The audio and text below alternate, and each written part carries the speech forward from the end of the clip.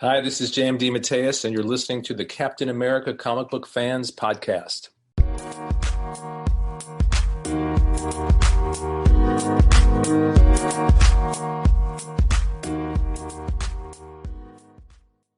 Greetings, Cap fans, and welcome to episode 32 of the Captain America Comic Book Fans Podcast. I am your host, Rick Verbanis, and as always, I'm joined by my partner, my co-host, Bob Lucius. Bob, guten Abend. Rick, did you say 32? As in like 3-2? The big 3-2? That's something. That's something, man. We're getting up there. Yeah. Holy cow. Well, we should have like a celebration when we get to like 50, right? It seems like there should be a wing in the, the Library of Congress or something for these things to be stored away. We're getting I don't know. Hey, we made it to 32. That's not bad. And considering we don't really have any sponsors. we're just you guys forking out the money, but no, I take that back. Did you know we actually, because we have, listen, if people want to donate, we will not be shy. We're not going to say no, because we do, this does cost money and it's coming out of Bob and my pocket, but we do have two people that are donating, and you know who you are, and Bob and I thank you from the bottom of our heart. Yeah, that's awesome. Yep. So we appreciate that. And listen, if anybody wants to pitch in $1 or something like that, you can go to our Anchor page, which is in the show notes, that URL, and make a donation. And at some point, if we stop hemorrhaging money, we're gonna probably get some more prizes that we want to give out in some more contests and some giveaways as well. So yeah, we definitely got to do some of those. Yeah. Hopefully before we get to episode 50. Yeah. Now, speaking of episodes, listen, if you're listening right now, get out a piece of paper and a pen, and you're going to want to take notes, because this is going to be like a top 10 list of Captain America Comic Book Fans podcast episodes. I'm going to reference many different things during this podcast, and you're going to want to go back and take a listen to get the full story. So keep that in the back of your mind. And the first one I'm going to mention is, you really want to listen. If you haven't listened to episode 29, which just came out a few weeks ago, that we went back and we looked at Captain America 168, which is the introduction of Helmut Zemo. And then today we're going to get into a 4 episodes during the early 80s that brings back Zemo. And so it's a good reference. If you haven't listened to that podcast, make sure you do, because it'll be a good reference to what we're talking about today with bringing back Zemo. And while we're talking about asking our listeners to pitch in, you know what? We love reviews. And Bob, we got a new one. Yes. If you go to Apple Podcasts, you can go on there and you can give us a 5-star review and maybe leave a comment. That would be lovely. We'd really appreciate it. And we got one just the other day from, I don't know how to pronounce this. It's like Vandinj. It's VANDINEJD. So anyway, they write, finally, ! There's finally a podcast dedicated to Captain America. As much as I love general comic podcasts that might have an episode or two dedicated to Cap, it's even better to have a whole podcast dedicated to the greatest Marvel character of all time. Why, thank you, and we agree. I like the sound of that. The greatest comic book character of all time. I mean, I can't disagree with that one bit. Yeah, well, he's certainly our favorite. Okay, so what are we covering today? We are covering Captain America 275 to 279. Now, this came out in 1982, and Bob, we're getting back to my sweet spot. Yes, I know. We haven't covered Mike Zeck stories since episode 4, So if you guys are fans of Mike Zeck and DeMatteis, the writer, you want to go back and listen to episode 4, which was Deathlock Lives. And that's when we covered 286 to 289. But today we're back 28 episodes later, back to my sweet spot, my favorite time, my growing up loving Cap. And that is a great story that we're going to get into next. All right, Bob. So let's start with the cover to issue 275, because there's so many cool things I want to talk about on this cover. Now, if you haven't, if you don't know your Cap covers just by me mentioning the issue number, we'll cut you some slack, okay? But this cover you should know, because it is a awesome image by John Beatty and Mike Zeck on pencils and John Beatty inks, and it's from above Captain America, looking down on him, and he's standing. It looks like it'd be some sort of concrete, but it's a yellow background, and he's holding his shield as he's being fired upon, and he's looking up at the viewer, the person firing, with his fist raised and an angry face. And in the concrete underneath his feet, you can see where all the bullets have hit because of the marks in the concrete. You see the ricochets off the shield and hitting the ground. It's a dynamic view. Oh yeah. Oh, and I love the way his right fist is clenched. Right. I mean, a lot of times, you see the hand open, but he's got the clenched. Oh, Bob, you're just reaching now. I am. I'll tell you why though, because I was a little confused, right? Because I was scanning through the issue, and I was like, "Is he looking up?" Because I thought he was like leaping towards somebody. I don't know. I thought that was some possibly. sort of like window or something behind him. Possibly. I mean, the way his feet are, they look set. Point. Yeah. And you're right. He's got that right fist up, and he looks like he's like, "Get off my lawn." Yeah, he doesn't look happy, right? He looks a little. I don't want to use a bad word, but he looks a little PO'd. Oh, okay. Yeah, I know. I'm fired up tonight. Yeah, he does look angry. That's for sure. But all right, some other really, really cool things about this cover. The logo. Mm-hmm. Okay, so in issue 274, we had the classic red, white, and blue Captain America logo stretching across, but this one is a callback to Captain America Comics #1 from 1941. So they brought back the old logo. Now, there was one other time in the modern age they did this, which was Captain America 255, which was like the anniversary issue with John Byrne. But now it's back, and it's been back, and it's back for a long time. So they brought back the original logo from Captain America Comics #1. That's pretty cool, right? I don't know, Rick. See, I'm going to be controversial here. I'm going to say, at first blush, like if you're walking by and you look at it, you go, "Hey, that's pretty cool." But like, try staring at it for like 10 or 30 seconds. It starts to get a little hard on the eyes. Yeah, man, a little wonky. It is. It's a little. It's one of those optical delusions. Right. Yeah. Because if you're not familiar with what I'm talking about, it says Captain America, Captain's on top of America, and then it's got this like little 3D effect going behind it, and it's has different coloring. And now in this particular issue, it has white with a light blue background, which is the same color as Captain America's uniform. So yeah, it's pretty cool. Now, here's the other cool thing about this. Okay. In the corner, we changed from the Jack Kirby Captain America logo to one that was designed by Mike Zeck and inked by John Beatty. And it's Cap with the shield in his left hand, and he's leaping. So he's got his right leg extended, his left leg bent. He's got his right arm up, his left arm out with the shield. It's a really cool pose, and he's got a star behind him.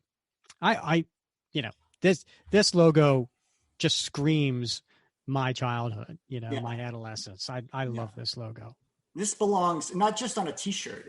It really is like a tattoo you put all across your back. I mean, I'll tell you where it belongs, Bob. It belongs on my wall. I know the guy who owns the original art of this. You don't say, really? I do. And he also knows that if he ever goes to get rid of it, if he ever goes to sell it, that he has to contact me first, because I would love to have that in a nice little frame up on my wall. Yeah.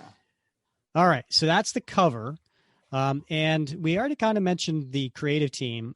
It's written by J.M. DeMatteis, penciled by Mike Zeck, inked by John Beatty, colored by Don Warfield, lettering by John Morelli, and editor. Guess who the editor was? Mark Grunwald. Yeah. Yep. So that's a really, really cool team. Now, all right, you've got your paper and pen out. If you want to hear a great conversation with the writer, J.M. DeMatteis, you need to go and listen to episode 13. And so in episode 13, we have a nice conversation with DeMatteis, and we talk not only, about his entire Cap run, but specifically we get into these issues too. So highly recommend that. Okay.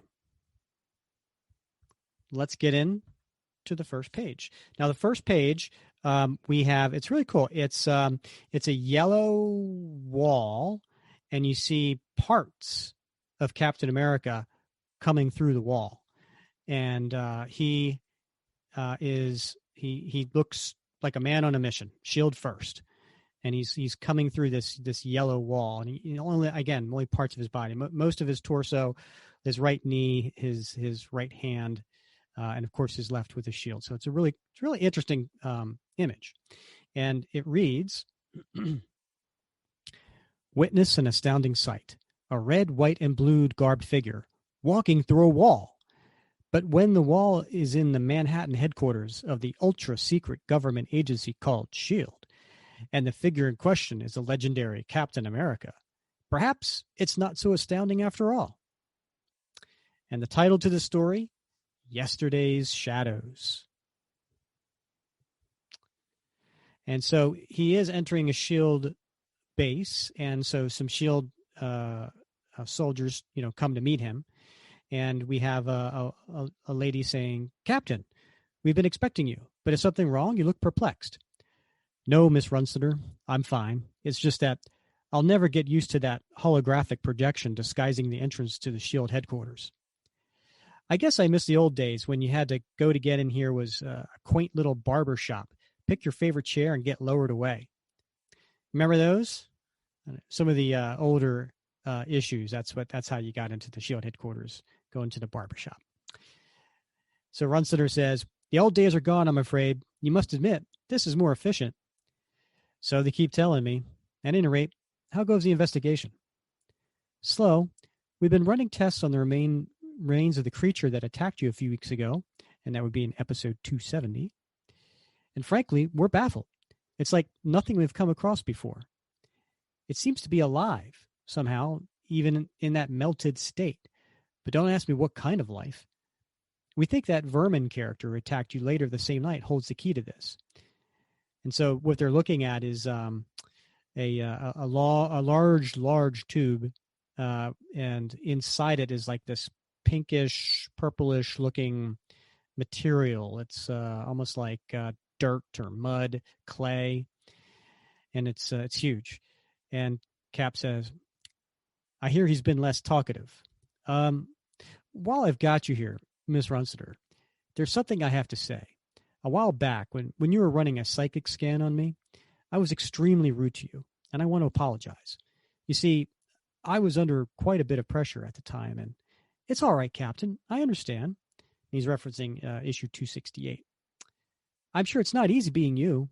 "Oh, that sounded dumb, but I think you know what I mean." "I do indeed, Miss Runstetter. Call me Gail." "Gail it is." And so they're walking away from each other. He smiles back at her. She smiles back at him. And all of a sudden we get some thought bubbles. She's like, of such conversations, friendships are born. And who knows what else. There, Gail. Let's not get carried away. Besides, you've got a lot of work to do. Work that's important to Cap. Rick, I got to say, when I was a kid reading these, I don't remember Cap or any, there's a lot of superheroes that had a lot of love interest, but I don't remember Cap being as much of a ladies' man as he was. But when I go back and I read him now, I'm like there's constantly like some sort of tension going on between, Cap and some lady. Yeah. Well, apparently, he that is America's ass. Yeah, it is. It is. God bless him. Bless that one. The guy had a lot of stamina. Super stamina. All right. So let's keep going. She's thinking to herself as she's getting into this room where there's these two men seated and they're looking through a glass mirror. And she's still thinking, but he is adorable, isn't he? She says, hiya, Sandy. How's our guest? And one guy says, nuts. And the other guy says, hardly a fair assessment, Sanderson. Oh, yeah?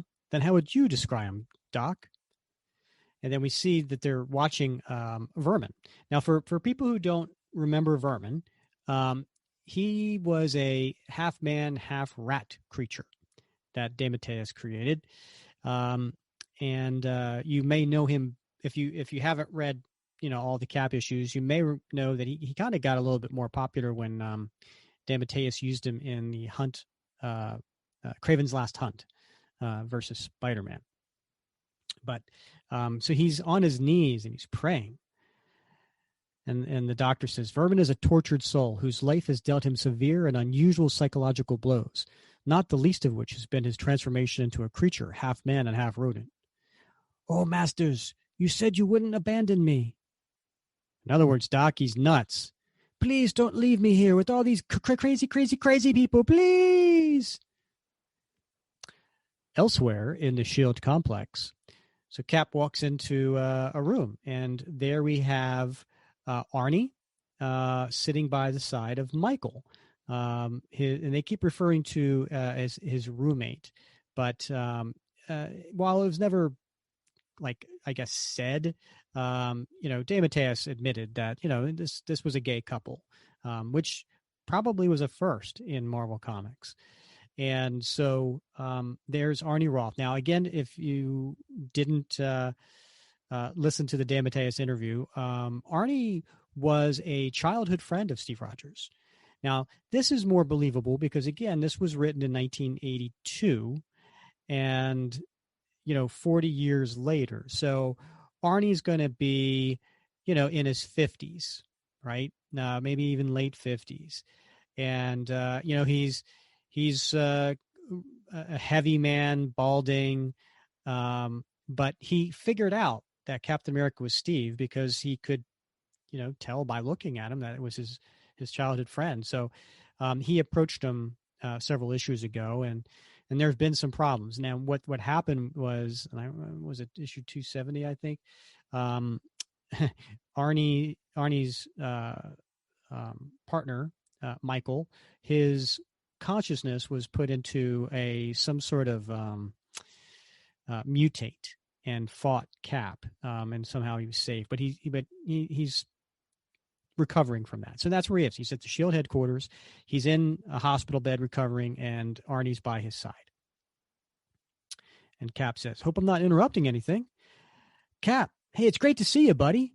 Same here, Arnie. How's Michael? Oh, I'm fine. For a guy who's had his mind sucked out, put into a body of whatever that was that almost killed you and Arnie. Do you feel up to talking about it, Michael? There's not much to tell. The memories are all jumbled. I can recall being kidnapped, a maniac's voice taunting me. Then it all gets swept away in a red haze. It's as if my mind reverted to some atavistic state. I guess that's when I was inside the beast. The only thing I could clearly latch onto is the sound of Arnie's voice. He brought me out of it, somehow, pulled me back into my own body. Well, try not to get too worked up about it, Michael. You just let the shield doctors take care of you. We'll get to the bottom of this. Believe me. You know, Arnie told me all about you, Cap, how you two were best of friends when you were kids. What a good person you are. I'm glad to see that he wasn't exaggerating. Thank you, Michael. Your roommate is one heck of a good guy, too. Now relax and don't worry, okay? Hey, Cap? Yes, Arnie? You're the greatest, old buddy. The greatest. And he gives him a thumb up and a big smile. So later, for freelance artist Steve Rogers, life's greatest pleasures are the small pleasures denied his star-spangled alter ego, like this leisurely return from grocery shopping with his lady, Bernie Rosenthal, and his landlord, Anna Kappelbaum. So here they are holding groceries walking down the street in Brooklyn. And Bernie says, Anna, you've had the sly grin on your face all afternoon. It must hurt by now. Bernie's right, Anna. If you keep it up, you might split your face clean in half. Can I help it if I feel marvelous? I've been waiting for you two to finally realize how much you mean to one another. And now that it's happened, well, I'm so happy I could sing. Oh, really? Do you know Pennies from Heaven? Don't encourage her, Steve. I've heard her voice. It's a cross between Tiny Tim and a dying coyote. Go ahead, joke. But when it comes time to invite me to the wedding, don't be surprised if... Oh, my God. And she has this look of horror on her face. In the next panel, there we are outside of the synagogue. And on the front doors to the synagogue is this red spray-painted swastika. And there's some boards on the ground, and there's people around the door. And it reads, the bag of groceries tumbles from Anna's slender arms. The color blanches from her face. The sparkle dies in her eyes. For there, sloppily spray-painted on the door of Community Temple Beth Ar, is one symbol that has haunted her dreams down through the years, that turns today's confident woman into a terrified child of yesterday. A Nazi swastika. Who in heaven would do such a thing? If you had lived as through Dabenwald, Stephen, you would not have to ask. Rabbi Kessler, oh, Rabbi, when did this happen? Last night, Anna. Vandals broke in, assaulted the caretaker, and spread their poison. Most of their work was pure maliciousness, toppling pews, smashing windows, but I'm afraid they also stole our Torah. Torah? A handwritten scroll containing all our holy books, but taking it so pointless, so cruel. All of these Nazi animals are cruel, Bernie. Anna, this is Steve. This is a random incident, and I doubt if Nazi animals had anything to do with it. Most likely it was a gang of stupid, destructive kids with time on their hands and no brains in their heads. I'm afraid I must disagree with you, my friend. These incidents are far from random. They've been on the upswing in America. Desecration of temples and Jewish cemeteries. A resurgence of anti-Semitic groups. Gewalt! Look at this place. Just look! Even if it was just a gang of kids, Steve, doesn't the fact that this is one of their idea of fun say something about what's been going on? Exactly, and I'll bet all the publicity that Nazi rally out on Long Island has helped inspire this. They should lock those monsters and throw away up the key. And so Steve's helping clean up inside the temple. I agree that these neo-Nazis are a vile breed, but if we deny them their rights, where do we draw the line? Who decides which beliefs are acceptable and which aren't? A free society has to allow all ideas, both noble and ignoble. Freedom of expression. Right, and we're going to express ourselves right back at them. That's why there's going to be a counter-rally against the Nazi group, Steve. Everyone from our building is going. I've been meaning to tell you about it, but we've been too busy floating on air, right? I'd like to go, Bernie, but I've got a lot of important business to take care of the next few days. Well, you do have freedom of choice in the matter. Well, she doesn't look too happy. No, she has the hands on the hips. That's a clear sign. Yeah, she got that. The international language. Yes. Interlude number 1. Now, I'll say this about DeMatteis. He loves his interludes. He loves doing these interludes, whether it's a full page, half page. He loves putting in another part of the story, and he loves telling you it's an interlude. So here we are, and there's a costume masked person sitting in the dark, holding a black and white photo, and it's a photo of a father and a mother and a small child. He sits in the shadows, staring at the faded family portrait, memories of innocence playing across his mind. He sits in the shadows, feeling the hate seething in his gut, bubbling up, forcing words from his lips. He sits in the shadows and speaks in a soft, hideously certain voice. Captain America must die. Interlude ends. Interlude 2. Yesterday's shadows dog everyone, and swirling within those shadows are visions of loves lost, horrors endured, joys experienced. Some shun those yesterdays, some pine for them, and some try desperately to recreate them. So it's nighttime and we're outside this older house. And it said, and you can hear the shouts from inside. Just as the blacks must be sent back to Africa, the Jews must be sent to Israel. Is there any other sane path? And we look inside, and it's a bunch of white guys that are dressed in Nazi militant gear in these olive drab, and up on the mantle behind the guy speaking is a huge photo of Adolf Hitler.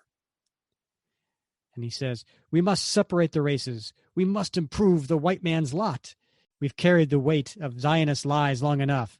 How many more fables about an imagined Holocaust must we listen to? There was no Holocaust. We know that if there was death in the German work camps, it was because of disease.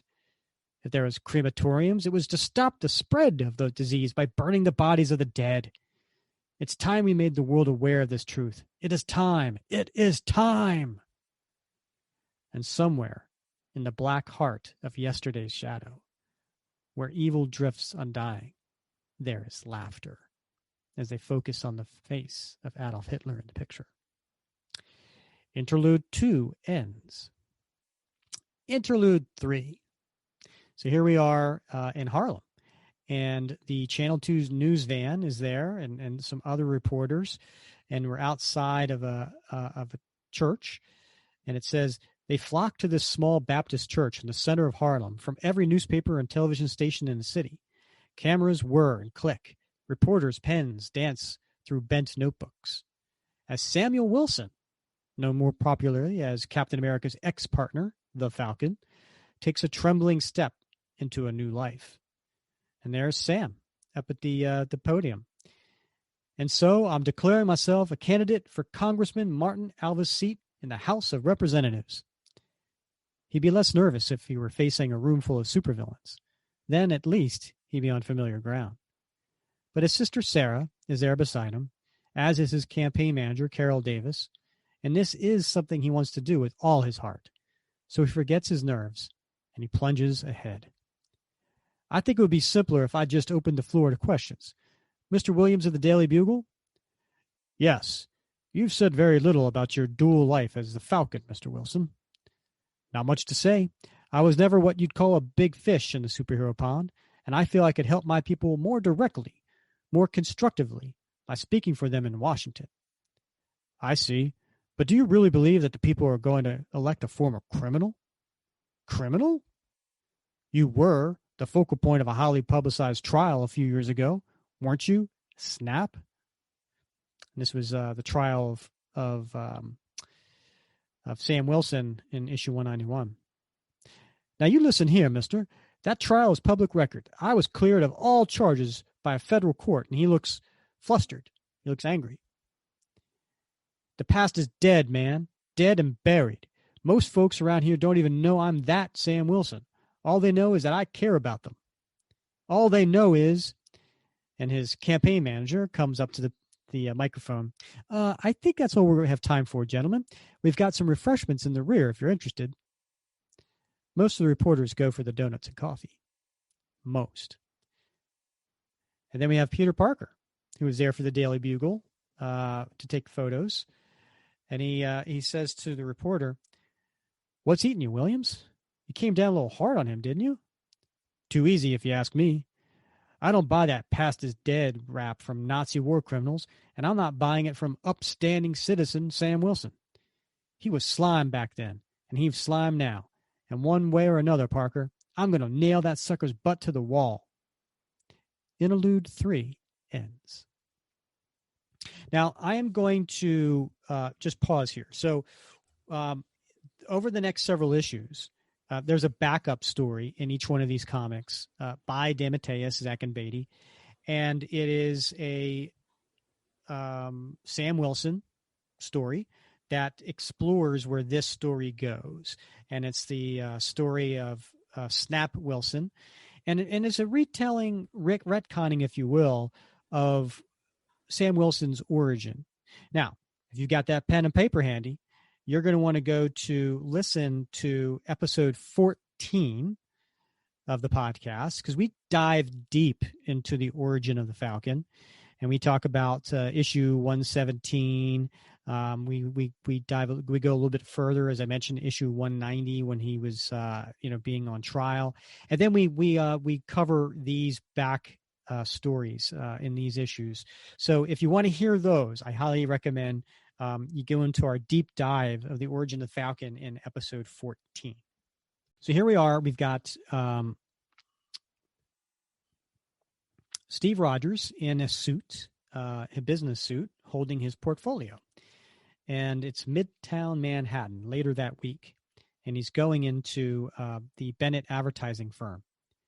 And he's thinking to himself, between Avengers meetings and the S.H.I.E.L.D. investigation, I almost forgot about these preliminary sketches I have to drop off at Bennett Advertising. And considering the impoverished state of my bank account, I can't afford to let this job slip away. Good afternoon, Mr. Bennett. I hope you're feeling... Stuff it, Rogers. You're 2 days late with these. I may have been impressed with your samples, but your professionalism leaves a lot to be desired. And here he is sitting behind the desk. He's got a cigarette hanging out of his mouth. And he grabs them. But all of a sudden his expression changes.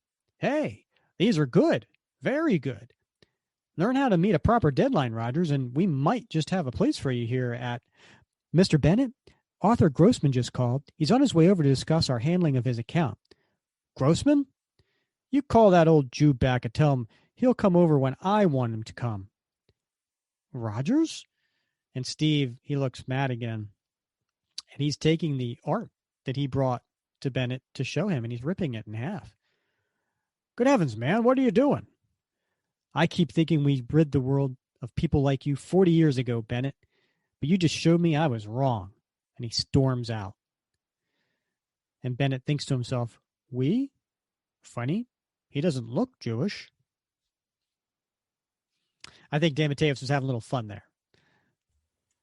Yeah, I do, but it's also heavy stuff. Yeah. I mean, this is heavy stuff in this issue, and on a number of different levels. I mean, he's not pulling any punches as a writer. This is, I mean, we're in our hundreds, but I think you were a kid reading this, and I was a kid reading this, right? Right. This is heavy stuff for kids. It really was. So here it is, Saturday afternoon, Robert Moses State Park, Long Island. And there they are. It's they're in the park, and there's a bunch of protesters, and there's a stage set, and they're holding signs: Nazi slime, remember the 6 million, and so on. It says, at the moment, the police and the media outnumber the anti-Nazi protesters that have begun to assemble here. But the police have often seen such deceptively calm proceedings turn quickly into bloodbaths. As for the media, they're not beyond hoping that it will. And so here we are. We've got Steve with Bernie on his arm, and their landlady and a couple of friends, and they're all walking. And so the landlady says, "So tell me, Stephen, what made you change your mind about joining us?" "I just realized that it pays sometimes to remind people of yesterday's follies before they become today's realities." "I knew I could count on you, Steve." A man with your ideals and old-fashioned values just couldn't turn away from something that's, all right, sweetheart, just hold it right there. And someone comes behind Bernie and grabs him and she says, who in the world? Sammy. And she has a big smile on her face. And there's a guy there who's got a yellow shirt on, and he's got a yarmulke, and he's grabbing her from behind. Says, "You're expecting Yasser Arafat? How you doing, gorgeous? I see your eyes still sparkle as much as ever. Anna, Steve, Josh, Mike, I'd like you to meet the man from the Jewish Protection Organization who planned this protest, Sammy Bernstein. A pleasure, folks. I hope you don't mind if I borrow Bernie a minute. It's been too long since I spent time alone with my ex-wife." And Steve has this look of shock on his face, and so do all his friends. And one at a time, they're like, his ex-wife? Steve, you want to take a walk, get a soda or something? No, Josh, but thanks. His ex-wife? As Steve Rogers ponders that mind-numbing bit of news, a muted buzz begins to waft through the crowd. All eyes lock onto the stage, where the purveyors of a chillingly banal evil have made their grand entrance. And there they are, the guys from inside the house with their Nazi gear on, with a big, huge Nazi flag behind them. They come walking onto the stage with a kind of a Sieg Heil motion. And for most, the reaction is hot rage. From others, cool bewilderment. Why, Steve says to himself, why, there are only a handful of them. If there had been no counter rally, the news media probably would have ignored them. We're handing these fools free publicity. Geez, it's like using a herd of elephants to stomp a few fleas. And that's when Sammy says, these fleas, my friend, are carriers of a planet-wide disease that, given time, will infect us all. A disease that must be eliminated. Steve says, those are fairly violent sentiments. No more violent than the monstrous sentiments he espouses. And there he is, the guy on the stage. This nation is called the land of the free. But does that mean we should grant freedom to every worm that crawls up from the ground?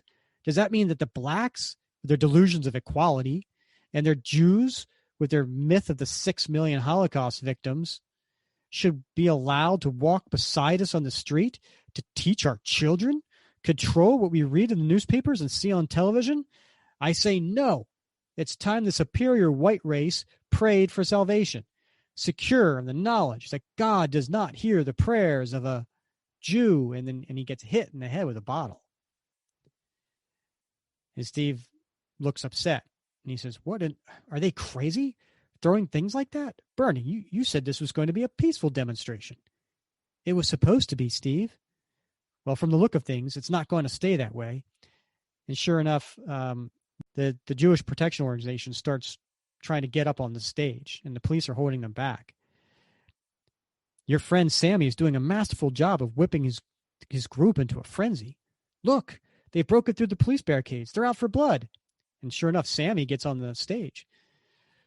You're going to get what you deserve, slime. Try it, Jew boy. I've had my fill of guys like you. All my life you've pushed me around, beat me out of jobs, treated me like dirt, but no more. Meanwhile, many miles away, the costume figure that was looking at the photo before is now looking at a video screen of the fight. Interesting. This insecure, self-styled Führer may prove useful to us. But that is not our major concern, eh? It is that flag-bedraped killer we must see to. And then from the shadows, it looks like we've got Arnim Zola. And Arnim says, no doubt he will soon put on that accursed costume and attempt to stop the riot. No doubt. But while he does that, we will be starting a riot of our own. And he pushes a button. And remember that orange, that purple pinkish clay that was in that huge vial? Well, it starts to stir in the Shield's headquarters, and it grows. Something that quivers, undulates, grows, explodes, and it grows so big it bursts out of the glass tube. And the guards are like, "What in holy heaven? It's that mass of muck. It's somehow reformed itself. It's alive." And Vermin, who was before in that room being watched, he starts hopping around on the table, off the wall. "Oh, masters, hear you calling to me. I knew you would not abandon Vermin. There's so much more I can do for you. So many I can kill. If you only set me free." And the mutate busts through the wall and frees Vermin. Vermin jumps on his back to be carried away because he's that big. "What's that, masters? Yes, I hear you. We will let no one, nothing stand in our way. We will tear down this entire building, crush everyone within it, in order to bring you the ones you so desperately want. They're headed for the medical facilities. We got to stop them." But the shooting doesn't do anything. "Stop them? How? This thing's a freaking murder machine." And then Michael and Arnie are in the room and they hear the clam. And then Arnie says, "Sounds like there's something wild going out there in the hall. I hope it's not trouble." "Never happy unless you're worrying, are you, Arnie?" "I'm sure they're just running some kind of drill." And busting through is the mutate with Vermin on his back. Uh-oh. All right, so we're back at Long Island at the park. "Come on, Anna. Let's get going before things get even hairier. Blast, I should have known this would end up like those demonstrations Bernie took me to back in college." "Hey, hold on a minute, Mike. I've lost sight of Bernie and... Steve, where are you? Oh, no, the crowd swept us apart. Please, God, I hope he's not hurt." Hurt? He's not. Angry? He is. And there's Steve in the alley pulling off his shirt, and underneath is his Captain America uniform. "I hated to duck out on Bernie like that, but I've got to do something to put an end to this senseless violence. Doesn't it ever stop? Must men always find themselves at one another's throats like this, repeating history's tragic errors? Well, maybe I can't change human nature, but I can certainly change this." And here he is in full garb, going through the crowd at quick speed. "All of you, listen to me. This can't go on." His shouts are lost in the tumult. But what need are words to a living legend whose very presence can freeze men in their tracks? Like a red sea of flesh before a modern-day Moses, the crowd still grows still and parts. "Didn't you hear me? I said enough." And he jumps up on the stage, and there's Sammy against the head Nazi, and they both say at the same time, "Captain America." The two leaders back away from this towering figure and watch, silent, awestruck, as he throws back his shoulders, clears his throat, and begins to speak. "All my life, I've had a habit of making speeches. Some people have criticized me for it. They may be right, because I cannot express with words the horror I feel at seeing what you've done here today. Don't you realize in your attack you've attacked your own freedom as well? The freedoms that guarantee all ideals, both noble and ignoble. The expression that is imperative in our society is to survive." So in the crowd, Bob, you got Bernie there, and she's recognizing those same words that Steve had mentioned earlier. And she's thinking to herself, what he's saying sounds so familiar. And Cap grabs Sammy. "You, can't you see that in stooping to your enemy's level, you're being made over in his image? That you're becoming the very thing you loathe?" And then he grabs the Nazi. "And you," and he pulls him closer. "In your fear and ignorance, you deny reality, rewrite history. I wish I could take you back with me to the day we liberated Diebenwald." Am I pronouncing that right? Diebenwald? Well, it doesn't matter because it's made up anyway. This is a made up death camp. I think it's Diebenwald. Yeah. Okay. I wish I could take you back with me to the day we liberated Demonwald. Let you smell the stomach-turning stench of death. Let you see the mountains of corpses left behind by the corrupt madmen and murderers you idolize. And Bernie's thinking to herself, that voice, it can't be. You two aren't interested in the truth, are you? And they both attack him. Liar, self-righteous scum. And he just gets out of the way and they fall off. You're only interested in your own self-consuming hate. He jumped back so quickly, we're going to fall. Two of a kind. One door slams shut. Another one opens. And at that point, we see Bernie holding her face with a look of shock. Oh my dear God. Steve Rogers is Captain America. Dun, dun, dun. To be continued. Good stuff. That's good stuff. There's a lot going on. All right, let's get to issue 276. And on the cover, it's a creepy cover. I never really liked this cover, not because I didn't like the art, but it always creeped me out. Because you got Captain America in a crowd, a swarm of these yellow mutates. They're all bald, hairless. They all appear to be, they're not wearing any clothes, and they're completely yellow except for their red eyes. So they're very eerie looking. And there's a dozen of them, if not more, swarming over him, and he's almost like being swallowed in the crowd as he's falling back, and he's got a look of fear on his face. This one has the same credit of DeMatteis, Zeck, Beatty, Morelli, and Mark Grunwald, but this time it's joined by colorist Bob Sharen. And the name of this title is Turning Point. His name is Captain America, and although he doesn't know it, his life is about to reach a critical turning point. And he's so we're right where we left off. And he's talking to the police. You and your men did a good job with those rioters, Sergeant. You kept your heads and avoid pushing those JPO people any further than you had to. And the JPO is that Jewish Protection Organization. Hey, if anyone saved the day, it was you, Cap. The ways you talked to those guys made them see that trying to stop on those Nazi nutcases was just a waste of time. But we do have a little problem. What's that?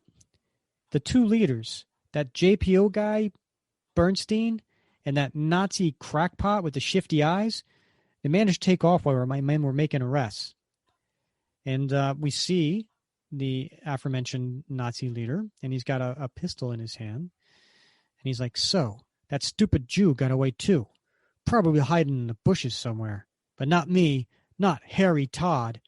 Captain America humiliated me in front of my followers, and by God, he's going to pay for that. And he comes around the corner and he swings the pistol and he says, Captain, and before he can finish saying America, Cap turns, slings the shield, hits him in the head, and knocks him out. Smack. And there's Sammy. Nice reflexes. You nailed him so fast I hardly saw it. But don't worry, I don't carry a gun. Bernstein. So you came back. And the police officer says, I don't believe it. I saw it, but I don't believe it. I didn't run, Captain. I just needed time to think. You showed me an ugly side of myself today. I've been so blinded by hatred for Todd's ilk that I almost became a brother to them. I won't let that hatred consume me again, Captain. I promise you that. And the cop's taking him away, cuffed. Yeah, tell it to the judge. Bernie, I'll meet you at the police station, Sam. There's something important I have to take care of. Her name is Bernadette Rosenthal, and she's Sam Bernstein's ex-wife. She's also deeply involved with freelance artist Steve Rogers. And so she walks up to Cap, and she puts her hand on his arm. Captain America, who just might happen to be the man behind Captain America's mask. which explains the shield slinger's hesitancy as Bernie edges toward him. Yes, miss. What can I...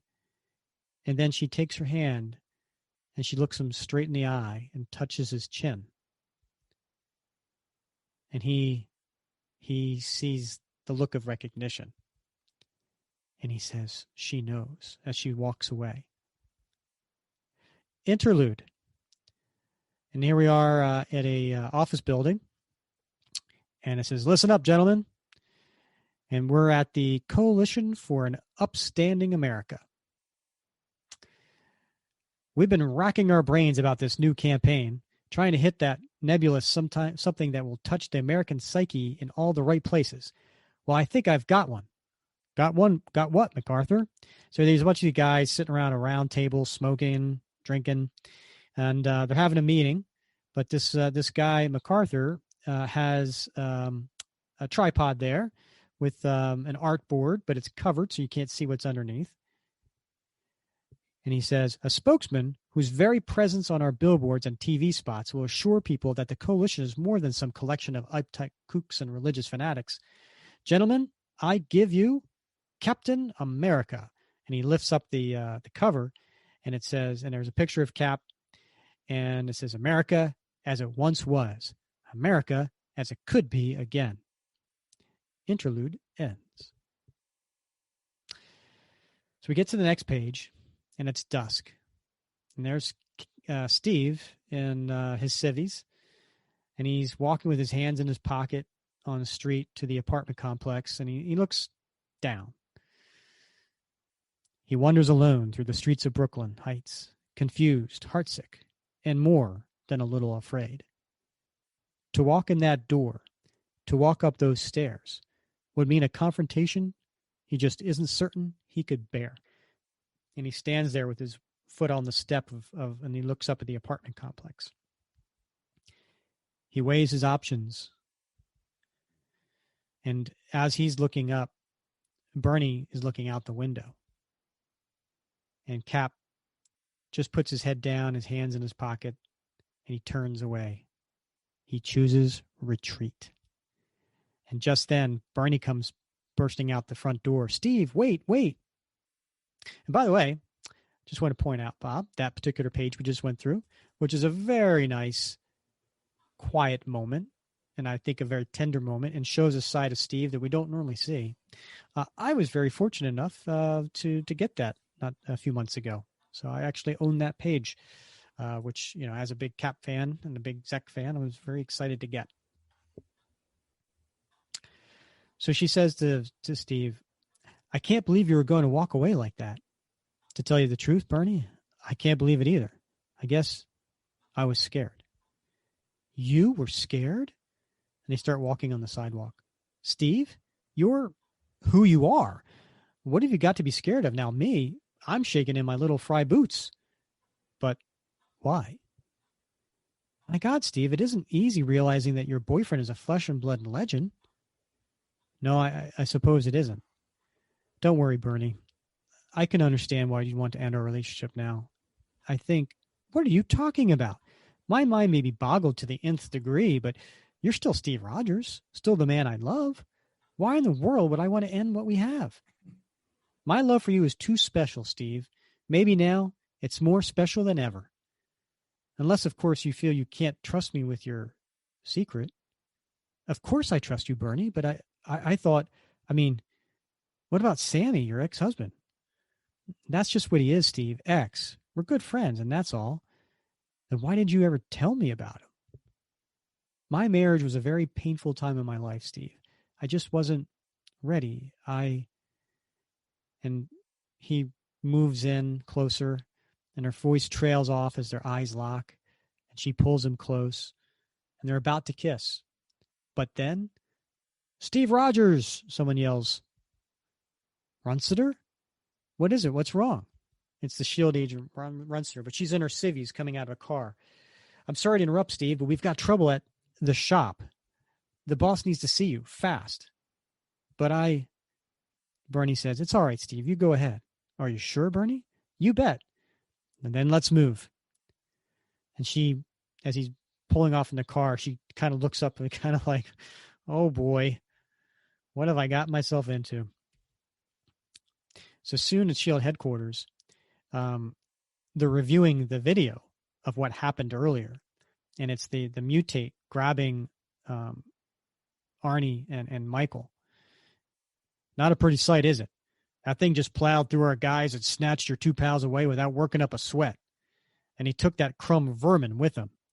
And this is Nick Fury speaking. And Dum Dum is behind with the video camera. But Cap's mad. Fury, I entrusted SHIELD with Arnie and Michael's safety. How could you let this happen? How? Hey, Cap, come on, cool off. We got 15 agents laid up in the hospital now, and I don't care about your agents. And keep your stinking hands off me, Fury, before I forget your... Listen, Nick, I apologize, but you've got to understand. Arnie Roth was the closest friend I ever had. If he and his roommate are in trouble now, it's because Arnie knows that Steve Rogers is Captain America. Look, Cap, this showed up here for you today. I think you might find it interesting. I sincerely doubt it, Dugan, and he hands him an envelope. Quit sulking and take a look at it, Winghead. If it's another presidential commendation, Nick, I'm really not interested. And he opens it up, and it says, you were courageously invited to save the life of Arnold Roth. And Cap says, who? And he crumples the paper. That's what we aim to find out, Cap. We can wire you up with an indetectable bug. And then when you make contact with this creep, we do nothing, Fury. This is a personal matter. And I'll handle it alone. Understand? Alone. And he storms off. Runsiter, you've been bugging me about getting out of the labs and back into the field. So here's your chance. I want him tailed. But Colonel, Cap said that I heard what he said. Now this is what I'm saying. Tail him or you're out of a job. Oh, that Fury. There's no middle ground for Fury, It's he's all on or off, I know. All right, so here it is in the evening, South Bronx, 10:46 p.m. And Cap is up on top of a building. He's looking. And I'm guessing there was an address on that piece of paper. I don't know. But he seems to know where to be. And he's thinking to himself, this is not the best frame of mind to be in before embarking on a case. Every shadow seems unfriendly. Every city light looks like it's mocking me. What the devil is wrong with me? I've saved the world a dozen times over and always kept my head. So why do I feel so out of control tonight? Who am I kidding? I know why. Saving the world is one thing, but this is one man's life on the line. One solitary man who means a lot to me, and then coming through a door, creaking, is a man in a trench coat and a hat. So we really can't see him, especially in this lighting. He hears the distant tread of feet on the stairs and freezes, stock still. Razor-sharp senses come alert as the roof door swings open with an ominous creak. And he thinks, right on time. He's gesturing for me to follow, which means I haven't been set up for an ambush yet. And they're leaping building top to building top. Despite his bulk, he moves like a gymnast and fast, too. Well, then lead on, big fella. I'll be right behind you all the way. And 15 minutes of roof wending later. Now, that's a fairly impressive-looking craft, but there's nothing particularly familiar-looking about the design. I could be up against anyone from Hydra to George Lucas. He's heading inside now. Maybe I'll be able to, and it's a little spacecraft, it looks like. And the man takes off his hat and coat. Good Lord. He's not even human. But what is he? Definitely not a robot. An android, maybe? And remember those guys I just, described on the front cover? Those all yellow, hairless. Well, that's what this guy looks like. So it's a small craft, and this mutate gets in the front seat, and Cap gets in the seat directly behind him, and they close the hatch. But that skin, if it is skin, looks authentic. And those muscles rippling underneath. Curiouser and curiouser. Well, don't dawdle on my account, big fella. Take me to who your leader is, whoever he is, because I just can't wait to get my hands on him. And then the SHIELD agents who've been trailing Cap, there they go. Man, I don't like the looks of that thing. From what Fury told me, that's mild compared to some of the things they've got crawled up of File 116. Well, at least we shot that mini bug onto the ship's underbelly. Don't throw a party yet, just Corrigan. According to my monitor, that ship's reading a magnetic field that's playing havoc with our reception. And it's going fast. It's going over terrain pretty fast. The skimmer sails silently, majestically through the night sky, pilot and passenger exchanging nothing save suspicious glances. Soon, they pass over the America Southwest, then cross the border into Mexico. That's a pretty far trip. It is. I guess it's going fast, but I wouldn't have expected Mexico. Yes, and this doesn't look like any resort I've been to. No. Cap thinks to himself, what in the name of it's a castle, and a magnificent one at that. And it seems an eerily appropriate place for some modern-day Frankenstein to hide away. Frankenstein, I've certainly faced my share of self-styled mad scientists in my day. This is a really cool view. Zeck's looking down on Cap as he's exiting the craft, and he's walking up to the steps and the big door of the castle. And now that I think of it, this little keeper has all the earmarks of blazes. That door just opened by itself, on rusty hinges, no less. What's next? Thunder booming in the distance? Eerie laughter echoing from the upper floors? Bela Lugosi or Lon Chaney suddenly scampering out from the shadows? And here's the cover. Here's all those yellow hairless mutates coming from the walls. Are they coming out of the walls? Like melting out of the walls. And they're all surrounding Cap. These things are literally growing out of the walls. If I hadn't been completely on the alert, ready for anything, wait a minute, did I say out of the wall? Of course, and Cap's battling with his shield. I know now without a doubt, who my old friend is. He really is milking the haunted castle cliche for all they're worth, isn't he? And then you hear in the background this evil laughter. Well, let him laugh. Because as soon as I'm done taking out this bunch of mindless mutates, I'm going to ram that laughter back down his throat until he chokes on it, and he uses his shield to burst through a wooden door. And there's still laughter. All right, old friend, I'm here, and I'm on to you. Now, why don't you show yourself before? And the laughter dies. And then the light erupts. And when the light comes on, Cap sees Arnie. He's got his eyes closed, and he's standing in some sort of glass tube, and it says, Subject, Arnold Roth. Arnie, my God, that's Arnie. Trussed up like some laboratory experiment. Then, and Cap has this look of, I don't know, it's kind of a cross of anger and fear and rage all at the same time. Please, Captain, control yourself. Do not let your emotional attachments bind you to other matters of import. It is you. Of course, who else could be the foe, if not the world's most brilliant genetic engineer, Arnim Zola? Ah, but the Star-Spangled Fool seems perplexed by my presence, dear Arnim. And so here we have this big page, Arnim Zola standing next to Zemo. We don't know it's Baron Zemo yet, but he's standing next to Zemo. And all these mutates behind him. And then behind him that is this fantastic wall of gadgets and levers and piping, and looks like something Kirby would draw. And I think Zeck's kind of doing his inner Kirby here, because that's the last time we saw Arnim Zola. And I think it's a really cool page. And Zemo says, the uniform is new to you, Captain, but the name, now that should wrench a nerve of memory. It is a name you have besmirched for over 40 years. The noble and glorious name of Zemo. And then Vermin's to his side. Why do we waste time talking, masters?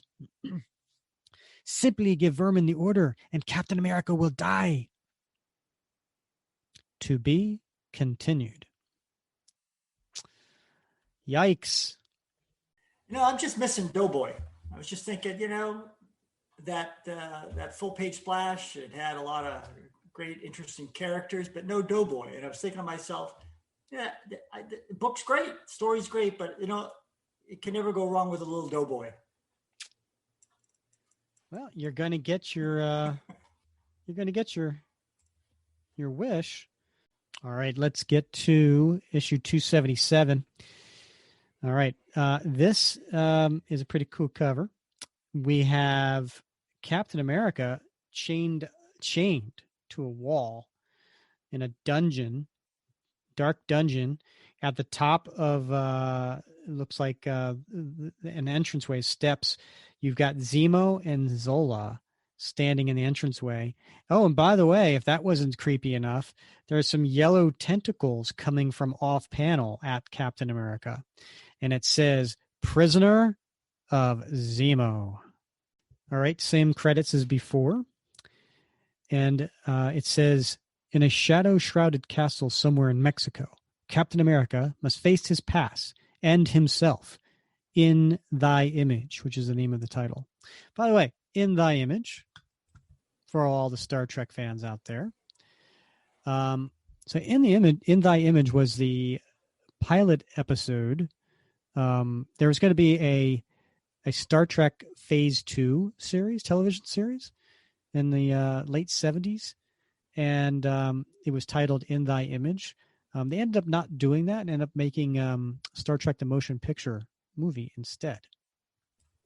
So I think DeMatteis is paying a little honor to Star Trek here. You are a master of color commentary, Rick. I don't know where you pulled that one out of, but that was a pearl. Well, there's this thing called the Google. You mean the interweb? I got it. Okay. Yeah. All right. So this big splash page is where we left off. Cap is standing next to Arnie Roth.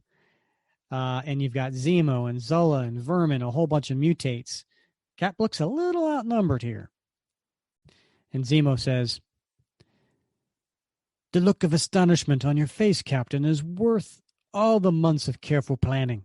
For it is clear that you never dreamt that one who has been stalking you, the one who has kidnapped your childhood friend, Arnold Roth, and lured you here in hopes of saving him, was none other than your old enemy, Baron Zemo. That's impossible. Baron Zemo died years ago. And Zola says, and what of me, Captain? Did you also believe that Arnim Zola was dead? No. In fact, I'm surprised I didn't see your filthy hands in this sooner. Indeed, for who but the world's greatest genetic engineer could have created the things that brought you here? The creatures like Vermin that have attacked you in weeks past. What do you think of my latest creations, Captain? Can you see how my skills at DNA manipulation have improved since we last met? And that would be Captain America 208 through 212 by Jack Kirby. You call this improvement, Zola? This degradation of life? Do you hear him, my pets? He doesn't like you. That isn't very nice, is it? Make him apologize. Make him grovel and scream. And all these mutates start attacking him. And let me tell you, they all look different. They before where they all was that on that cover, right, of those mutates. These are all completely different looking types of creatures. They are a little spooky. Keep them coming, Zola, because after what you've done to Arnie and his roommate Michael, I can't wait to take these pets of yours apart, and you along with them. And he's battling through with his shield. Please, Master, let Vermin be the one to kill him. Let me tear his heart out. Let me wash in his blood. No, fool. Neither you nor Zola shall have blood on your hands. Yet. Captain, we must have an end to this display of purposeless violence. If I restrain Zola's mutates, will you agree to a temporary truce? And Cap's he looks pissed.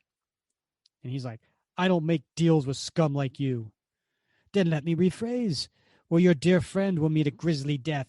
I warn you, Captain, when I want something, I'm as merciless as my father. And that really, really large mutate that broke out of the shield, grabs Arnie's pod and threatens it. Your father? Of course. You're not the first Baron Zemo. You're his son, the Phoenix. First and last seen in Cap 168, or episode 29 of the podcast. Herr Baron prefers to be called by his true name, the name that was so honored and respected in his native Germany. All right then, Zemo, have your temporary truce. Now, what's this all about? And they start walking down through the castle and on the halls. Do you, of all men, really have to ask such a question? Then look, Captain America, upon the faces of yesterday. Look upon my family. My childhood was idyllic. My mother was as kind a woman as ever lived. And my father was a god to me. He was a brilliant man, the greatest scientist in all the Third Reich, with a heart as expansive as intellect. Until you attacked, Captain. Until you used his own invention, the miraculous Adhesive X, to permanently affix a scarlet mask to his face. You drove him mad, transformed gentility to rage, love to blind hatred. Zemo, your father used his genius to create weapons of destruction for the Nazis. Whatever happened to him, however tragic, was his own fault. Liar! And he backslaps Cap in the face, catching him off guard. Zemo, control yourself. Do not let passion overpower reason. You are correct, my friend. The time is not right. Cap's like thinking to himself, I do well to follow Zol's advice too, if I have any hopes of getting Arnie and Michael out of here alive. For now, my best bet is to keep Herr Baron talking. Zemo, what happened? The last I remember, you were as dead as my father, murderer? In truth, you nearly succeeded in killing me when I rose up against you and your then partner, the Falcon. At first, I came within a hair's breadth of destroying you, but I underestimated your black lackey. And they were showing flashbacks to issue 168. Then I tried to stop you with your own shield, but it ricocheted back at me, sent me tumbling into the vat of Adhesive X I had prepared at the means of your execution. Dear God, I've got to try to save him. It's too late. Too late. But I was ready for such an accident. There was a concealed escape hatch at the floor of the vat. My specially insulated suit protected me from the full force of the blistering chemicals. And he starts to take his mask off. I crawled slowly, painfully to safety. But there was one minor problem, Captain. You see, when I fell head first into that seething cauldron, and he takes off his mask, I wasn't wearing my mask. And his face is like grotesque. I mean, it's like he's hairless, but his entire face is like dissolved. I mean, it's almost like if you remember those 80 movies, like what was the radioactive guy? It was one of those B horror movies. Like the Toxic Avenger? Yes, like that, right? His face is just like all melted. It's talk about creeping you out, man. As a kid, are you kidding? I mean, like stuff's like melting between his teeth. I mean, his nose is melted off. It's like it's bad, guys. I'm telling you, it's bad. It's gross. You can check it out. Put the mask back on. Yes. You did this to me. You ruined my life as you ruined my father's. Cap, all he could say is, Zemo. Does this make you feel happy, monster? Does the sight of this hideous mass that is my face give you delight? Are you proud of your victory? Zemo, you can't believe that I ever desired such a fate for you or your father. I'm no unfeeling monster. You are an undying freak. You couldn't remain dead. No, you had to survive all those decades of suspended animation.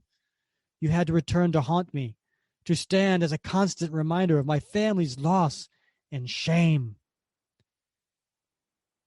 And Zola holds him back.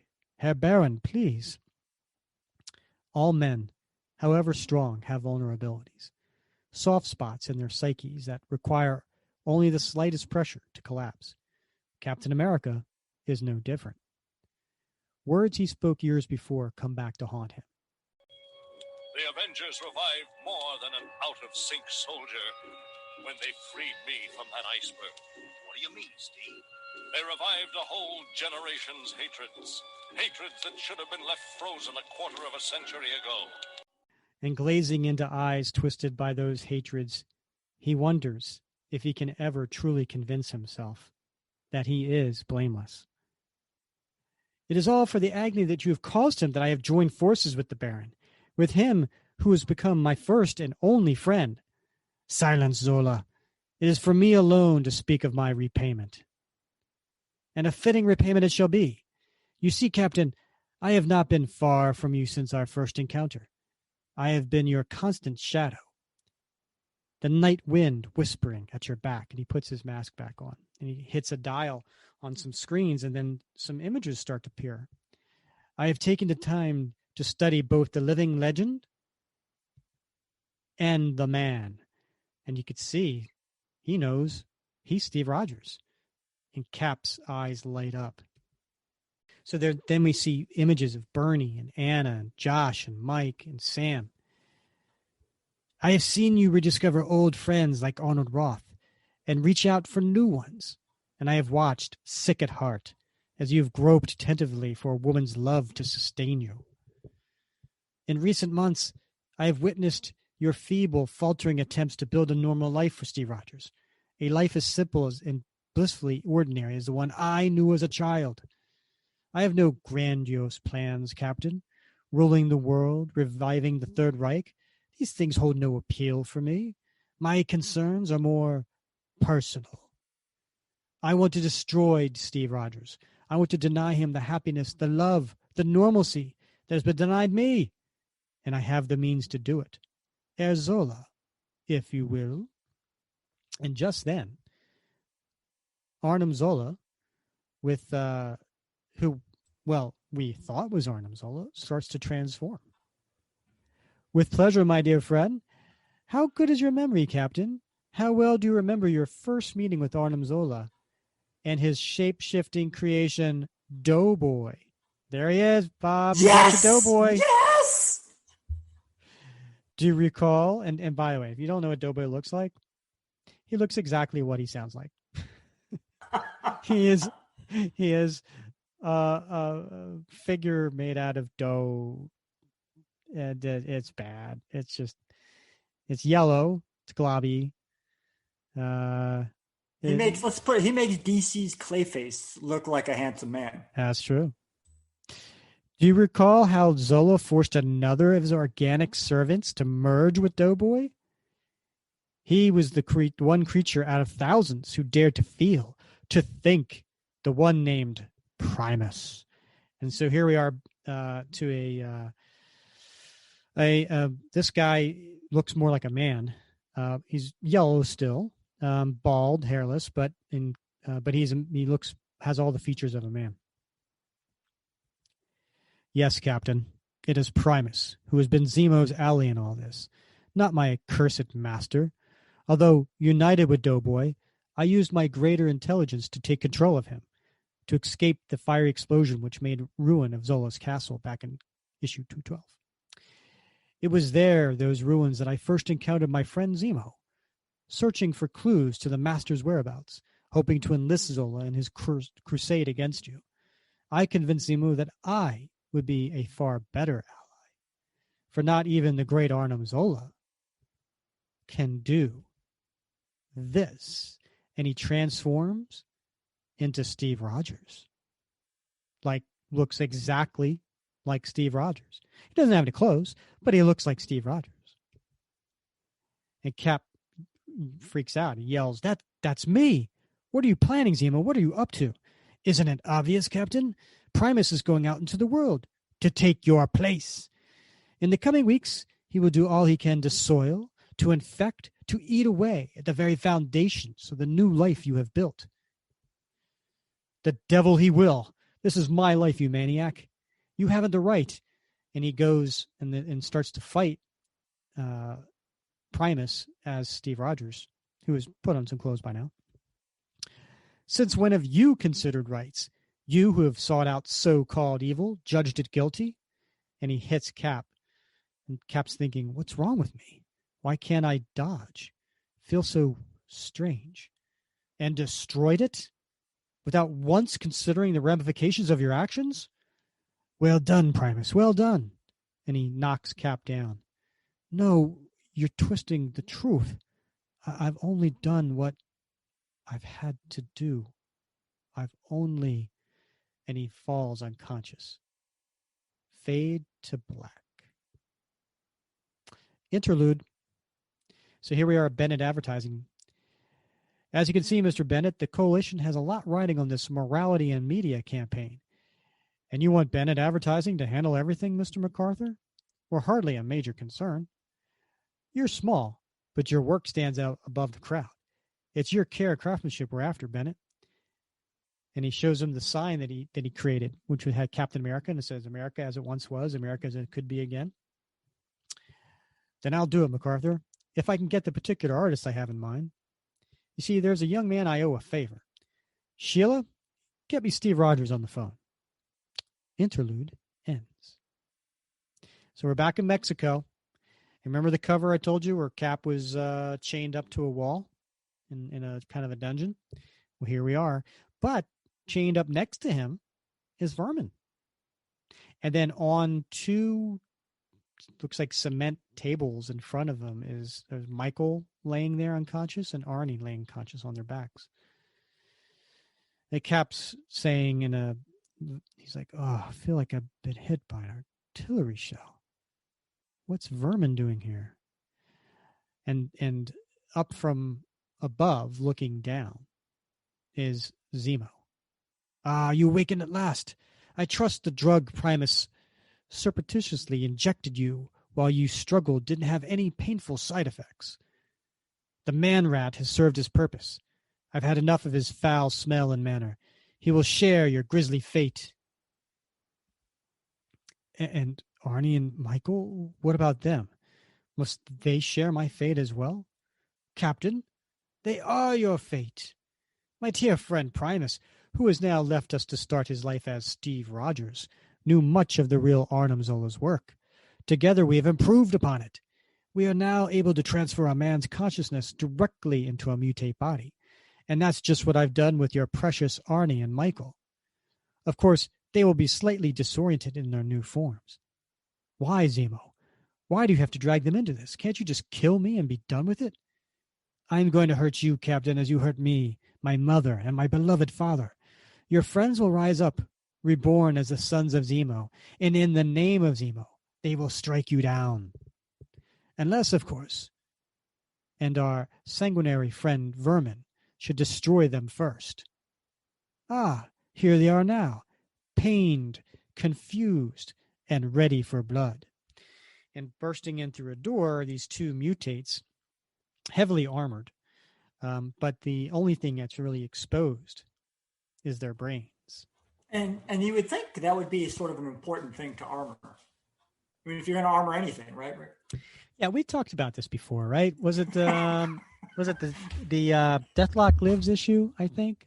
Yeah. Right. So. Yeah. Zeck likes to draw the brain, man. Like he has a lot of, but this though is pivotal to the story. DeMatteis wrote it this way for a reason. So they're huge and they burst in, and Zemo says, "You are certainly faced with an interesting set of problems, Captain. I look forward to seeing what you come up with in terms of an equally interesting solution." And so these huge mutates start to attack, and they pound the wall, but Cap moves, even though he's shackled. I don't doubt these creatures really are Michael and Arnie. Zemo and Primus have pulled this consciousness transfer stunt before in issue 270, although I wasn't aware that it was them at the time, and it almost cost Michael his life. No, it isn't fair. I served the masters well. Why have they betrayed me? Vermin's in a blind frenzy, ripping those rusty chains right out of the wall. And now that the effects of the drug have worn off, I can do the same. And he rips out the chains. That was the easy part. Zemo wants us free. He knows that whatever action I take will be the wrong action because the real solution lies in freeing Arnie and Michael's minds. So he's running around trying to avoid being crushed. But the only way I can do that is by getting to Zemo himself. And that's where Vermin comes in his present state, angry, ashamed, his savagery at the fore.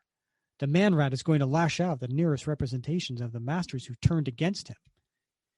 I'll be so busy keeping him from them and protecting myself at the same time, but I'll never be able to get to Zemo. And he does. The Vermin's about to attack one of them, and he grabs Vermin and pulls him back. But just then, one of the other mutates grabs Cap. Blast it. My attention was so focused on Vermin that I've allowed myself to get caught. These mutate bodies are incredibly strong. Another few blows like that one and I'll be finished. Only vulnerable spots are their brains. And even if I break free, strike there, Arnie and Michael will die. And then Vermin jumps up on the one who's about to pummel Cap. We have been enemies before, Captain, and we'll be enemies again. But for today, at least, we are allies. Zemo shall not have this victory he so craves. Vermin, no. I beg you. Don't do it.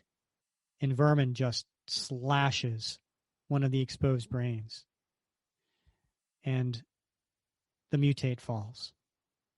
And Michael, on the table, wakes up and screams. Oh, Lord.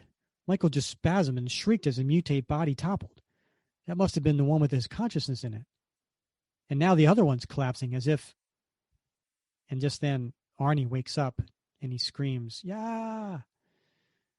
And for a minute, that seems to Cap to stretch out into eternity.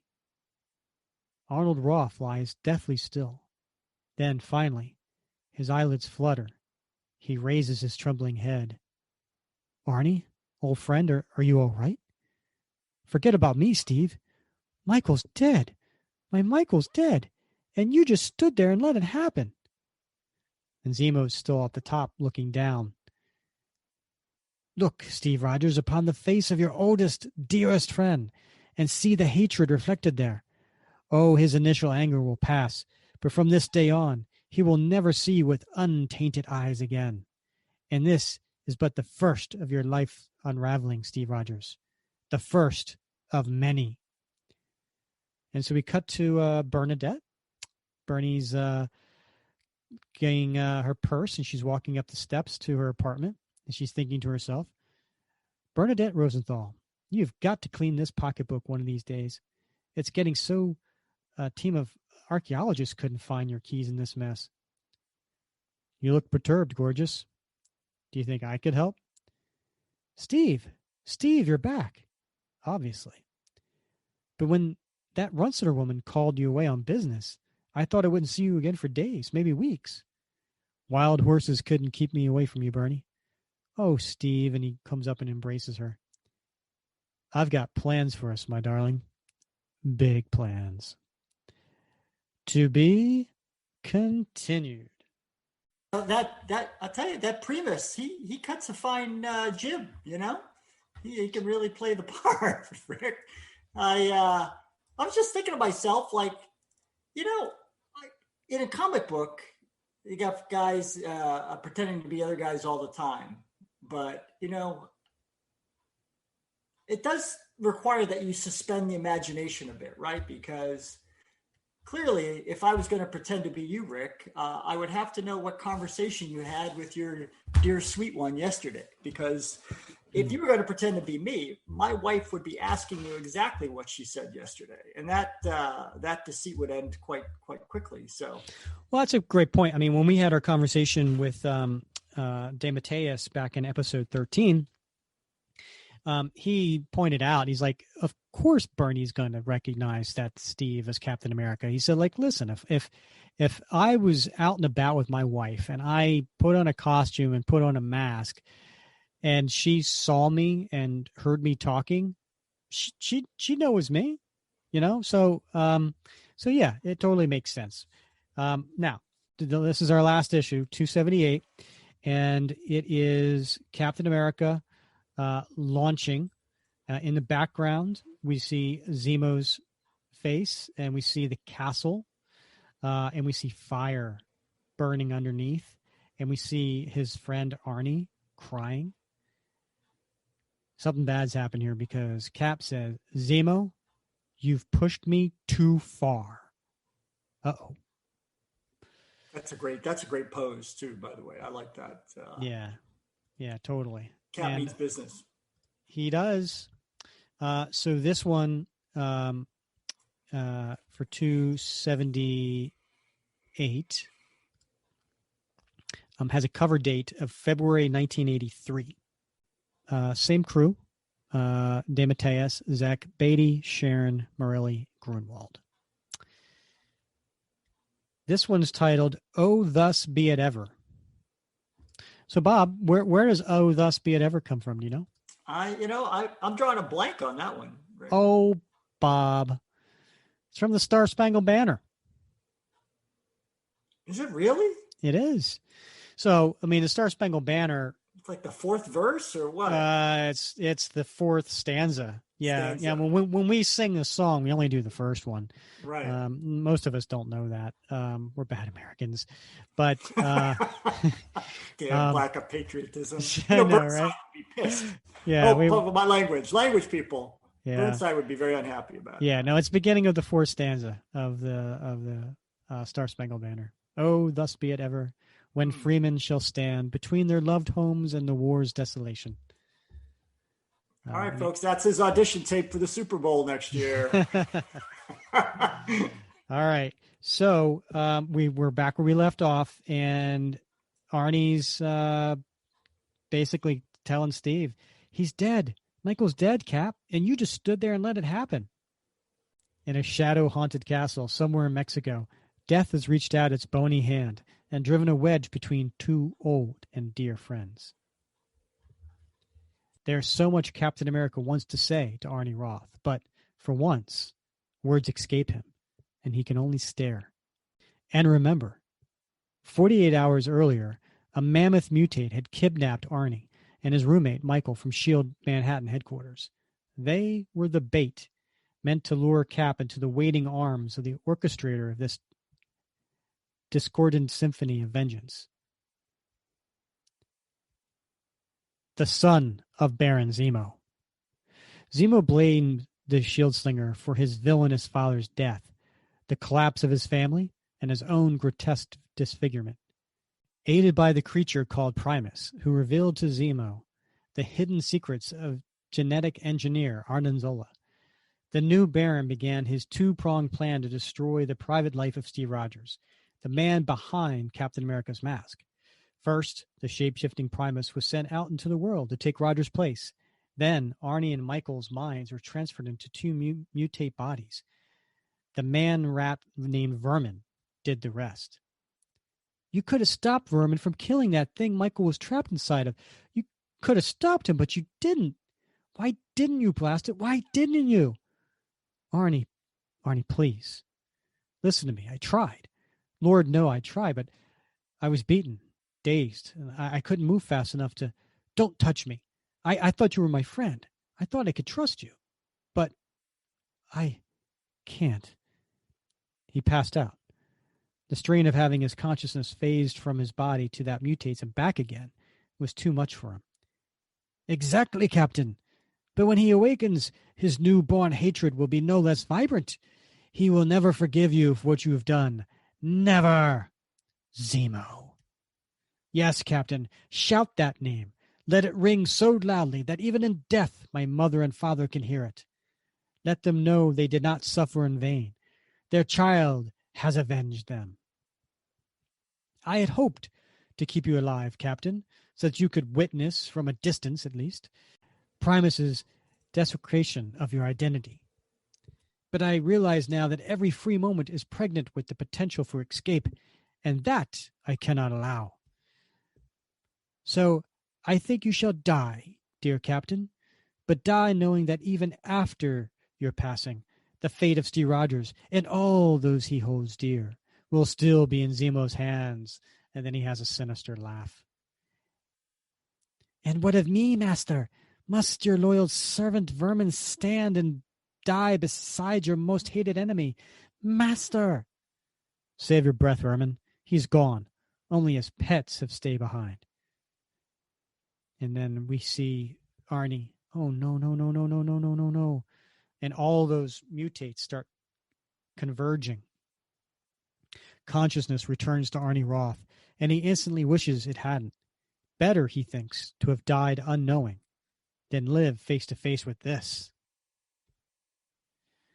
But even as more and more mutates swarm over them, crawling, skittering, loping forth from half a dozen hidden panels and passageways, the thoughts of final defeat never enters Captain America's mind, concerned more with the safety of his childhood friend than with his own survival. The living legend fights furiously, eyes alight with an uncustomarily savage fire. A fire of a different kind lights Vermin's eyes as, taking advantage of the chaos, the man-rat slips unnoticed through one of the recently opened tunnels. Arnie, don't worry. I'll get you out of this. If I have to kill every last one of these monsters with my bare hands, I'll get you out. It looks kind of hopeless, old buddy, but I know you'll try, just like I know you tried to help Michael. I'm sorry for what I said before, Cap. I was just aiming my anger at the nearest target. Wait a minute. Cap, Steve, there's something I remember, beginning to remember, something important. Oh my gosh, Steve, you gotta stop fighting them. Arnie, have you lost your senses? No, as hazy and confused as things were when I was in that awful body, I locked into kind of a group consciousness, a mind link with all of Zemo's creatures. They aren't just soulless creations grown from chemicals in some mad scientist's lab. Like Vermin, they're all men, Steve, mutated by Zemo and Primus. They're innocent victims. You can't kill them. Arnie sounds so blasted sure of what he's saying, but he's still be dazed, delirious from that consciousness transfer. Yet, even if he is delirious, that doesn't mean he isn't right. Whatever their origin, these mutates have been as victimized by Zemo as we have. They don't understand what it's not to follow his orders, not to serve his every whim. But all beings, man or mutate, have the right to be free. And if I can just make them understand that. But first order of business is to leap back, move myself momentarily out of their grasp. Now, if I put down my shield, make them see that I don't want to fight. Yes, they're pausing, uncertain, wondering what I'll do next. If I'm ever going to get through to them, now is the time. Hear me, please.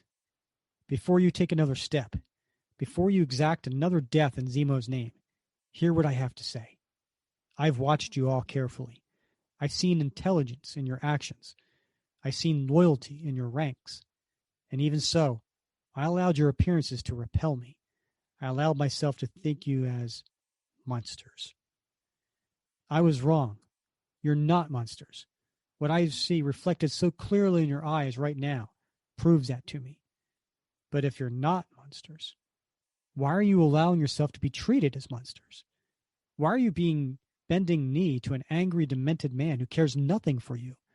Perhaps Zemo's genetic manipulations have twisted your bodies, but he can never twist your hearts. Join me. Reach out for your own destinies. Throw off the yoke of the monster and rise up as free men. For 30 heart-stopping seconds, the mass of mutates stare, silent, breathless, as if weighing the words of this strange star-spangled orator. And then, holy cow, Cap, they're cheering. They're cheering. That's one of the biggest gambles I've ever taken, Arnie. And without you, I'd never dared it. Thanks. Don't mention it. Now let's get that bum Zemo. We'll do just that in a moment. But we're taking Michael with us. We're not sure exactly what Zemo did to him during the mind transfer process. For all we know, Michael may not be dead, but in some bizarre state simulating death. But that sounds so impossible. To a man who spent decades floating unaged in an iceberg, nothing is impossible. And so watching all of this from another room is Zemo. Gott in Himmel, is that swine's life as blessed as my own is cursed? His friend still clings to him like a loyal puppy, and those shambling freaks became a veritable army at his back. I've had enough. He cannot wrench this victory from my grasp. Captain America must die. And he goes and reaches for a rifle. And this, the very death ray designed and built by my father during the glorious war, should be the weapon of his execution. But wait, what am I saying? I am sorely outnumbered. To remain now would be to embrace certain defeat. I cannot let my lust for vengeance cloud my judgment. I must flee the castle, seek out Primus. He remains the key to my plan, the puppet through whom I shall utterly destroy. And up as he's raising a door to escape on the other side. Steve Rogers? It's Omer, Zemo. And Arnie says, it's not over yet, Cap. Not until I do this. And he punches out Baron Zemo. The Baron falls, and his subjects exult. So all the mutates start running over his body, wellsprings of long suppressed frustration, hatred, and dark joy come bubbling to the surface. As the mutates seek to tear down all vestiges of Zemo's rule, all symbols of their servitude, it is an outpouring of naked violence, both frightening and all too human. How about that line? That line's something else there. All these mutates are all destroying stuff. And DeMatteis writes, it's an outpouring of naked violence, both frightening and all too human. Very, you had to go back a couple issues, right? To that event in the park, right? That protest in the park, really, because really the roots of that is the demonization, the dehumanization, right? The othering. And he's showing that, but in a different way, in a much more glaringly obvious way, but the same lessons apply. I mean, it's masterful writing. It really is. Arnie says, wow, they're going berserk. Maybe we should try to calm them down before we get wrecked with the castle. I don't think we have anything to worry about. After all they've suffered, the mutates need this release to hold on. Do you hear something? Sounds like shouting. People running in from the outer chamber. Holy cow, Steve, what the heck is going on? Who is that? And here we see the SHIELD troopers coming to Cap's rescue. It's Agent Runsiter and a SHIELD commando squad. How in Hades did they get here? And they're firing away, and they're shooting and killing the mutates. Don't worry, Cap. As soon as we plow through these monstrosities, we'll have you and your friends in the clear. Runsiter, you fool! Stop! Stop! And he goes and he grabs a couple of SHIELD agents. Call off your men, blast it! And he grabs Runsiter by the shoulders. Cap, what's the matter? Why are you... Didn't you hear me, idiot? Unless you want a massacre on your conscience. Call them off. One does not argue with a living legend, especially an angry one. And so, Sanderson, Abramowitz, break off attack. Repeat, break off attack. Soon later, Runsiter says, so you see, we shot a mini-bug onto that ship you were off on, and after we managed to override the magnetic field jamming our signal, we got a fix on your position, and Colonel Fury ordered us in. I didn't know when we last spoke that Science Branch had turned up an alarming parallel between the creature that attacked you and File 116, the Arnim Zola file. You can understand why the Colonel didn't want to take any chances. Cap, are you listening to me? No. I'm a bit more concerned with the welfare of those mutates than your lame excuse. And then Arnie notices, Cap, hey, Cap. What is it, Arnie? What's wrong? It's Zemo, Cap. He's gone. And so that little spacecraft that we saw before, the two-seater, it's now jetting away from the castle. And we hear Zemo thinking, How thoughtful of those shield buffoons to time their blundering arrival with my return to consciousness. Their interruption made it an easy matter to steal down to my underground hangar and freedom. There is yet time for me to reach Primus and salvage something of my original plan. Yet, with S.H.I.E.L.D.'s direct involvement, they may not be the wisest course. Perhaps it's best to leave the wretched mutate to fate's caprices and Zemo. And coming from behind him, he hears his name. And Zemo, as he's piloting the aircraft, he turns around and says, "Who in the name of..." And it's Vermin. And Vermin roars. And then we cut to the outside of the ship, and it's zigzagging all over the place as Zemo screams. Uh-oh. Looks like Zemo's getting his upcomings. He'll be back. Some would say, like the Phoenix. Or just like Baron Zemo. Yeah, that's true. Yeah. All right. It's the next day. We're in Brooklyn. And apparently Henry Miller called it the, quote, city of the dead, near dead, and the deader than dead. But we're at a diner. But to many, it's still a worthy place to make a home, build a life, fall in love. So there's Bernie and Primus as Steve sitting at a booth. And Bernie says, "Oh, Steve, last night was so much fun. I felt like I was 17 again, just riding around in my car all night, chattering away till dawn. I must have really chewed your ear off. You hardly said a word." "I like to listen. It's the only way to learn." "Oh, and did you learn anything new about me?" "I learned that you are a woman whose soul is as beautiful as her body, whose words are full of intuitive wisdom, whose..." "Enough, Primus. Now get your hand away from her before I rip it off. Now, Primus. Now." And there's Cap standing there. And Bernie's looking up, and she looks confused. And the caption reads, "Well, only say this once. You must not miss next issue. Okay? You've been warned." Well, you're going to have to catch it at another podcast because this story's over for us. Oh, yeah. But you do want to read that next issue because it's a good one. It is. I highly recommend it. And we do offer extra credit if you read it and do a book report and send it in. We'll give you extra credit. Yeah. You know what? You can reach to us on the Captain America Comic Book Fans Facebook group, and or you can give us a call. Go onto our Anchor page and leave us a message. But what'd you think of this story? This is like I said at the beginning, Rick. This is, we're reading it, and we've read this story a number of times. We're older guys. We're wise, right, and experienced. But I think about like reading this when I was much younger, and these are complex issues, right? I mean, whether you're talking about the neo-Nazis, whether you're talking about Arnie's relationship with Michael. This was back in the 80s, right? And I mean, this is genetic engineering.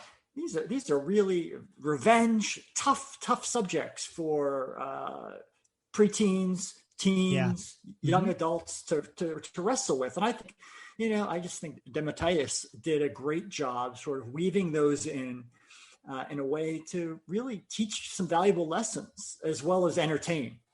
Yeah, I couldn't agree with you more.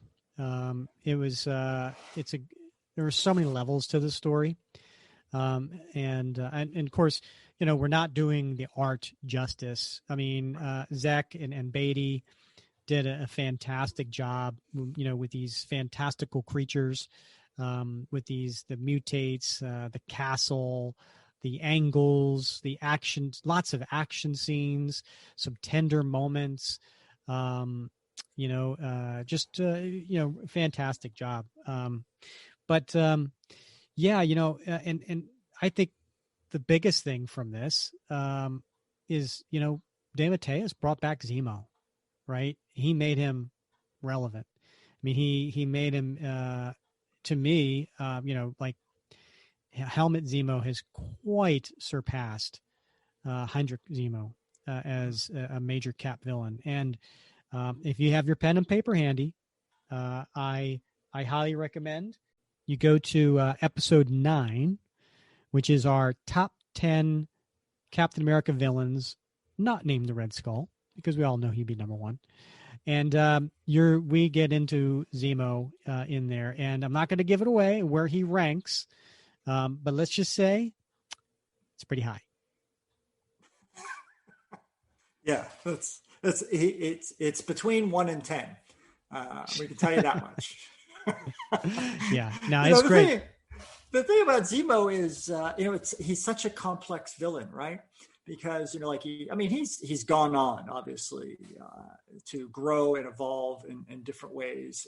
But I love the fact that in this arc, at least, he's very much focused on. He's not trying to reestablish the Third Reich. He's not trying to take over the world. He just wants revenge. Yep. And I think that there's a purity to that motive that makes him intriguing, because he is psychologically damaged. Yeah. It's fascinating. Yeah. And how about that face? Yikes. All right, so let me give a little plug for the next episode, but it's actually going to be the next 2 episodes, Bob, because it's an extra long story and we want to break it up into 2 episodes. And I know what you're thinking right now. Well, Rick, we're listening to this one and it seems to be super long.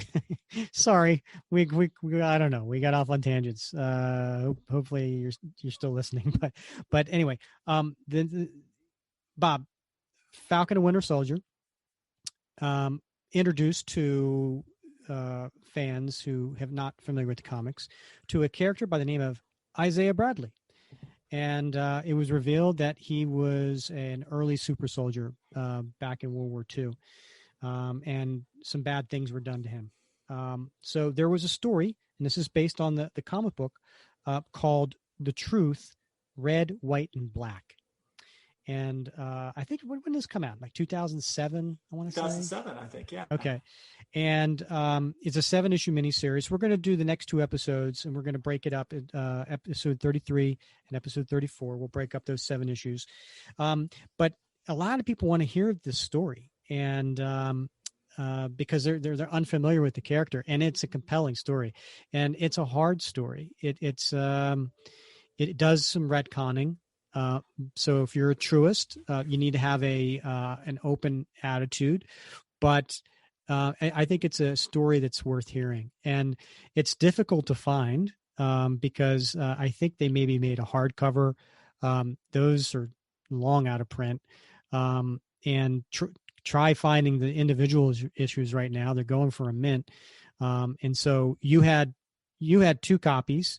You have your copies, and then you sent me some copies. So now I can read it. So we're going to go through those, and that's going to be a really cool story, and we look forward to talking about that. Yeah, I mean, I it's amazing to me. I picked those up years ago, and I know a lot of folks did. But a lot of folks hadn't heard of that particular miniseries. But the interest in the character really skyrocketed with Falcon and the Winter Soldier, and rightfully so. It's a compelling story, and I think it deserves to be heard, deserves to be discussed, and I think as we'll talk about in the show, Isaiah has some progeny that has his son and his grandson that have sort of been in their own series and may become more popular and more relevant for the cinematic universe, at least.